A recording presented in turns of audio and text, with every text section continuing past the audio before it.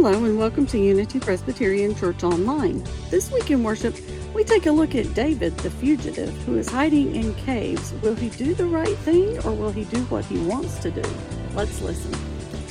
All right, today I want to begin with a quote from really one of my favorite books that's going to direct our study today. So here's our opening quote to think about. It's by Os Guinness, who says, "It is truly difficult, perhaps impossible, to march only to your own drumbeat.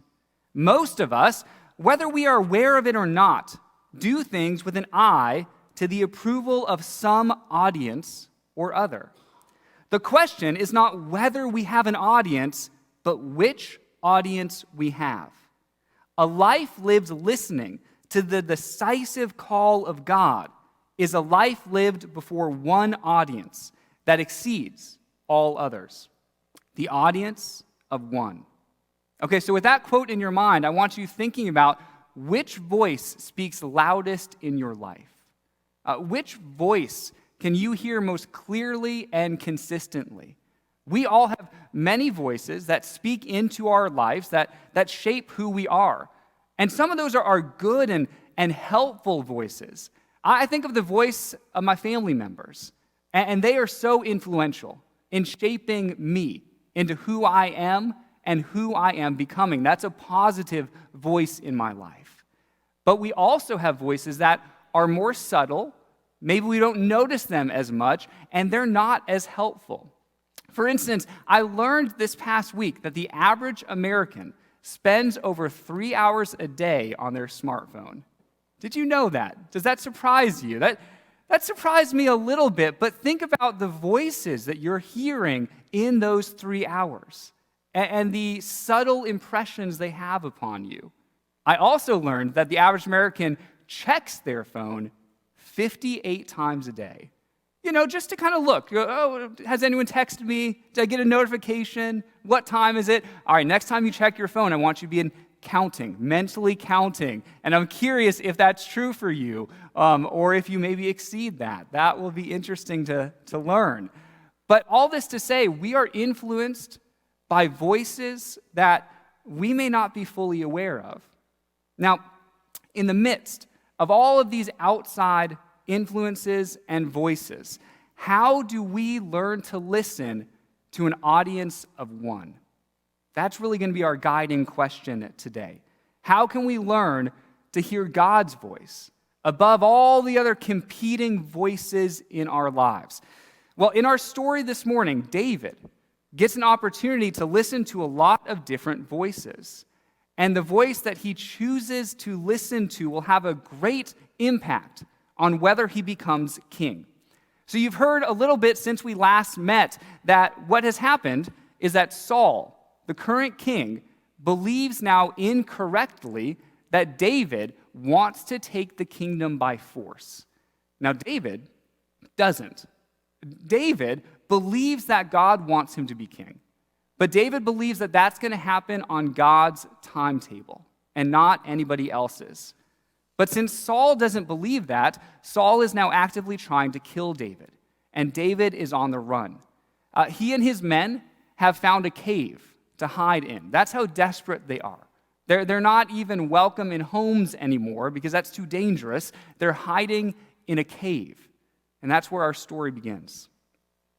After Saul returned from fighting the Philistines, he was told that David had gone into the wilderness of En-Gedi. So Saul chose 3,000 elite troops from all Israel and went to search for David and his men near the rocks of the wild goats. So we are told that David and his men are hiding in the wilderness of En-Gedi. Now that word En-Gedi means spring of the young goat. And the reason it means that is because the terrain was so steep and so challenging that really only a mountain goat would be comfortable in that sort of terrain. We have a picture of the actual En-Gedi region to try to get your minds imagining what it would have been like to hide into one of these caves. Well, that's where David is. And Saul knows that he's somewhere in that vicinity. So Saul recruits 3,000 men, And not just normal men, but elite men to go and find David. We're told a little bit earlier in this story that at this time, David only has 600 men by his side. So Saul has 5 times as many men as David as he is going to hunt him down. David is hiding in one of those caves, and he knows it's only a matter of time. It's only a matter of time before Saul finds him in that cave. So, our initial question is, what do you do when you're hiding in a cave? I mean, imagine that you're being pursued by the most powerful person in the country, along with his mighty forces. They're closing in on you. You are surrounded. You don't know if you're going to make it out alive. What do you do when you're hiding in a cave? David prayed. Yes, David decided that when he had nowhere else to turn, he was going to turn to God. And we are so lucky because many of his prayers he wrote down. And those prayers are recorded in our Bibles. We have the actual prayer that he prayed as he was hiding in that cave, knowing that Saul and his men were just outside. So I want to read a portion of that psalm today. It's Psalm 57. And as we read that, just imagine that you're in David's place, that danger is right outside that cave, and you have nowhere else to turn but God. These are his words that he spoke to God in this time. So Psalm 57 begins with some directions that were later added. It says, for the choir director. The reason is that psalms were later used in worship. Just like Vanessa led us in 2 songs today where we sang together, psalms were the hymn book of God's people, so they would sing them. So this was later put to music. It says, a psalm of David regarding the time he fled from Saul and went into a cave, to be sung to the tune of Do Not Destroy. Do you all know that tune? No? Okay, me either, so I'm not going to sing it. We'll just read it today. But here are David's words. Have mercy on me, O God. Have mercy. I look to you for protection. I will hide beneath the shadow of your wings until the danger passes by. I cry out to God Most High, to God who will fulfill his purpose for me. He will send help from heaven to rescue me, disgracing those who hound me. My God will send forth his unfailing love and faithfulness. I am surrounded by fierce lions who greedily devour human prey, whose teeth pierce like spears and arrows, and whose tongues cut like swords. Be exalted, O God, above the highest heavens. May your glory shine over all the earth. My enemies have set a trap for me, and I am weary from distress. They have dug a deep pit in my path, but they themselves have fallen into it. Yes, my heart is confident in you, O God. My heart is confident. No wonder I can sing your praises. The psalm goes on, but we're going to pause there, and I'm just going to ask you to think about your own reflections. What really stood out to you in that psalm that David wrote when he was surrounded by everything that could possibly go wrong? The things that stood out to me is that David's doing a really good job of, in a poetic way, describing how it feels when you're in an extremely stressful situation. I mean, think of the last time you were extremely stressed. It kind of felt like you were being hunted by fierce lions, didn't it? We know that feeling. Or when people say things that are untrue about you, it feels like you're being pierced with spears and arrows, doesn't it? Like, you're hitting me right here. And we can all think of those times that a tongue pierced us like a sword, can't we? Yes, David does such a good job of describing how any of us would feel if we were in his shoes. But the startling beauty comes when he expresses his confidence in God despite his situation. He tells God, I'm going to hide beneath the protection of your wings. Yeah, he might be literally hiding in a cave, but he recognizes that spiritually, he's hiding with God. He says he's going to sing God's praises. Even in that cave, he's going to trust in God's faithfulness. He says he will look to God and God alone for protection. I wonder, where do you need to sing God's praises, even in the midst of life's storms? Yeah, when life is really hard, we need to also be able to turn towards God. And yet, I recognize that when life is particularly challenging, we don't always have the words, do we? We may know that, yeah, I want to go to God, but I don't know what to say. And if that's you, if you're in that situation, I would encourage you, use David's words. That's why we have the Psalms, where you can turn to God and just read the Psalms. Read the emotion that comes through on those pages, saying, God, this is how I feel. God, this is my prayer to you. Let's see how David survives this situation.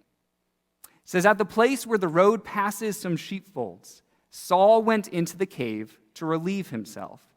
But as it happened, David and his men were hiding farther back in that very cave. Now's your opportunity, David's men whispered to him. Today, the Lord is telling you, I will certainly put your enemy into your power to do with as you wish. Yes, it just so happens that Saul had to use the restroom, and he picked the very cave that David and some of his men were hiding in. What a coincidence, right? David's men interpret this to be an answer to David's prayer. They're saying, look, God has given Saul into your hands. Now is the time. He's defenseless. He doesn't know what is coming. You can kill him and take the throne for yourself. And I can understand why David's men feel this way. I mean, don't you think they are tired of running? Their lives are on the line just as much as David's are. They've put their families aside, their own personal aspirations aside, to go and follow and protect David, and now they see a chance to end it. So the question that we're asking at this point in the story is, will David murder Saul? Is this God's answer to David's prayer to rescue him from his enemies? And what would you do in this situation? Here's what David does. So David crept forward and cut off a piece of the hem of Saul's robe. But then David's conscience began bothering him because he had cut Saul's robes. He said to his men, "The Lord forbid that I should do this to my lord the king. I shouldn't attack the Lord's anointed one, for the Lord himself has chosen him." So David restrained his men and did not let them kill Saul. Yes, David chooses not to kill Saul. David, did you notice, was convicted by his conscience to not take away the kingdom that he believed God had given to Saul. I think David's thinking goes along these lines. David's saying, okay, if God has anointed me to be king, then God is going to give the kingdom more as a gift. And it would be wrong to take the kingdom by force, particularly before God's timetable. Now, I doubt that this sat well with David's men. I mean, we are told he had to restrain them from them going and just killing Saul themselves. And I could see his men pleading with him, saying things like, you know that if Saul was in your place, he wouldn't hesitate. If he had an opportunity to kill you, you know he would do it. And David's men are right, aren't they? But David refuses to go with the logic of he would do that to you, so you have every right to do it to him. Instead, he uses a different standard here. What would God have me do in this situation? Regardless of whether Saul was in my shoes, he's not. He's not in my position, I am. So what would God have me do in this situation? David is listening to an audience of one. Can you imagine how hard that must have been in that situation? I mean, everybody in that cave wanted him to do something different. But David realized that he doesn't have a responsibility to everyone in that cave. He was responsible to God and God alone. And David decided that murder is not what God wanted for that situation. And then David decides to double down in a major way. David walks out of the cave and presents himself to Saul and the 3,000 men who are seeking to kill him. We're told after Saul had left the cave and gone on his way, David came out and shouted after him, "My lord the king!" And when Saul looked around, David bowed low before him. Because David has revealed himself to the one who is trying to kill him. In this way, he is pushing all of his chips to the middle of the table, isn't he? He is all in placing his faith in God, in placing his faith that God truly wants his protection. Okay, let's bring this back to us for a second, because it's an amazing story, but it's not a story just for our own entertainment. It's instructive to us. It's supposed to shape our experience and faith in God. So, what I wonder is, where are we still hiding in caves when we really need to trust God and step out? We all have places in our lives where we kind of hide, don't we? We shrink back. We say it would be too hard to take that step, to walk out in confidence, knowing that God goes with me. But David's our inspiration here. He's our example to come out of that cave and to say, no, if this is what God wants for me, then I'm going to take that step, as hard as it is. So I wonder, what step is in front of you? What step is God asking you to take? David walks out and he delivers a speech to Saul. And we don't have time to read it all today, but I encourage you to go home and read it yourselves. It's in 1 Samuel chapter 24. But the gist of what David says is, Saul, I've never been trying to kill you. You think I'm trying to take your throne by violence? I'm not doing that. God is going to be the one who judges between me and you. And here's how he ends this speech. He says, "May the Lord therefore judge which of us is right and punish the guilty one. God is my advocate, and he will rescue me from your power." So we're left wondering, what will Saul's reaction be? David, in this now incredibly vulnerable situation, with the cave behind him and the 3,000 men in front of him, he's bowing low. What will Saul do with David? It says, when David had finished speaking, Saul called back, "Is that really you, my son, David?" And then he began to cry. And he said to David, "You are a better man than I am, for you have repaid me good for evil.